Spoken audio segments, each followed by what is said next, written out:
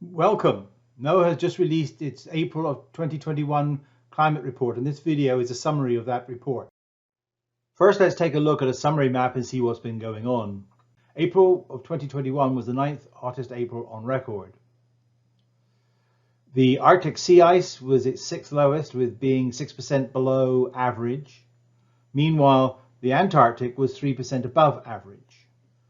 We still have La Nina conditions in the Eastern Pacific, which affects global temperatures. North America had about average temperatures for April, but there was a record late snowstorm that affected the northeast of the US. Europe had its coldest April since 2003.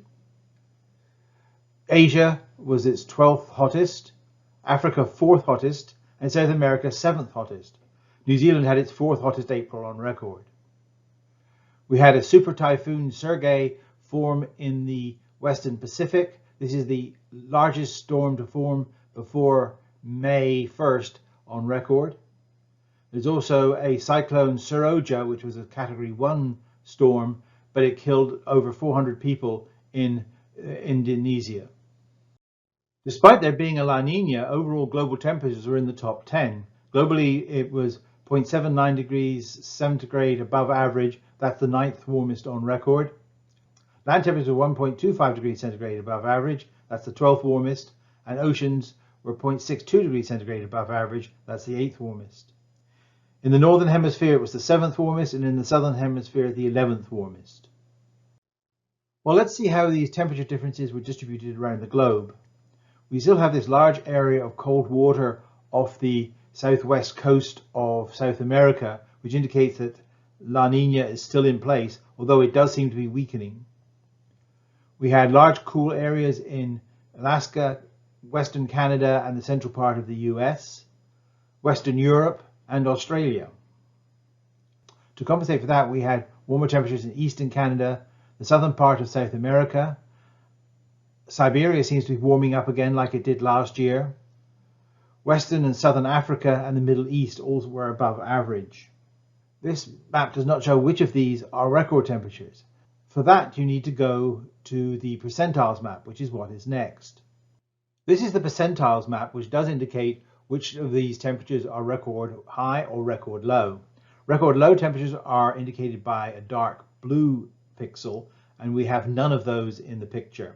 So there were no record cold areas, or at least on average over these sorts of size pixels.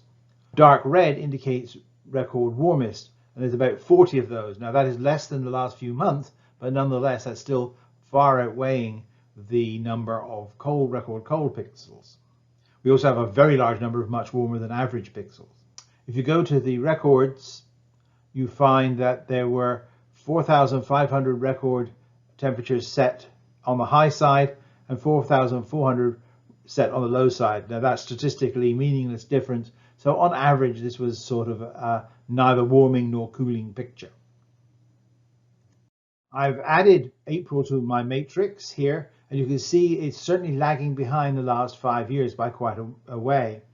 And this is generally the influence of the La Nina that's been set up for several months. If that goes away, these temperatures will start to increase. Well, let's take a look at the upper atmosphere. The lower troposphere, that's the bottom 7 kilometers of the atmosphere, is the 8th hottest ever recorded, with a above average temperature by 0.37 degrees centigrade. The next level up is the mid-troposphere, and that was the 25th hottest, with a departure from the average of 0.05 degrees centigrade.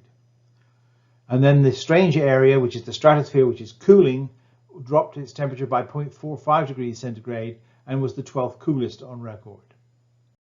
Next, we'll look at the cryosphere. That's the areas of ice at the north and the south poles.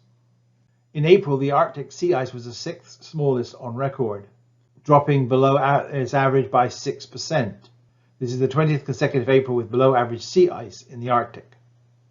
In contrast, the Antarctic sea ice was above average by 3%, and that's the 16th largest extent of sea ice on record.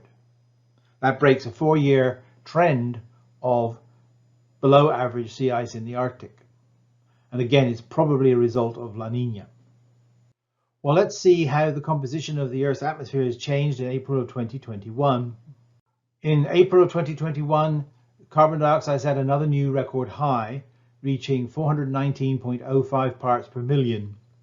That compares with 416.45 parts per million in 2020. It's a change of 2.6 parts per million, or an increase of 6.2%. I have mentioned several times so far the La Nina conditions that are in the Eastern Pacific. How long will they last? This is the output of several models showing what they predict the evolution of La Nina will be, or ENSO will be, I should say. And it says that in May, we will likely come out of La Nina conditions and go into ENSO neutral conditions for quite a while, possibly through to the end of the year. What happens then is very much open to question, but the general trend of the models is for us to slip back into a mild La Nina early next year. Let's take a quick look at the US climate. This is the temperature map by county for the whole country, and you can see that overall the temperature was about average. The west, southwest and northeast were above normal temperatures, while the Gulf states were cooler than average. The central part and northern states were about average. The record highs versus record lows. The record lows for first time for quite a while outnumbered the record highs about 3 to 4. So it's sort of marginal. As far as rainfall is concerned, a lot of the country is in drought conditions, particularly west of the Rockies, but there are problems in the east as well. The only place that's a bit wetter than average is the Gulf states. There have been quite a few tornadoes so far this year, over 300 of them through to the 9th of May. It's caused 12 fatalities. The largest to date has been an EF4 in Newman, Georgia. Let's summarize April of 2021. La Nina conditions are still in place, but those are likely to decay to ENSO neutral conditions by May. April of 2021 was the 9th hottest April on record. Sea ice is below average in the Arctic, but above average in the Antarctic. Carbon dioxide in the atmosphere set a new record high. And hurricane season starts at the end of May. That's it for this month. So until next time, goodbye.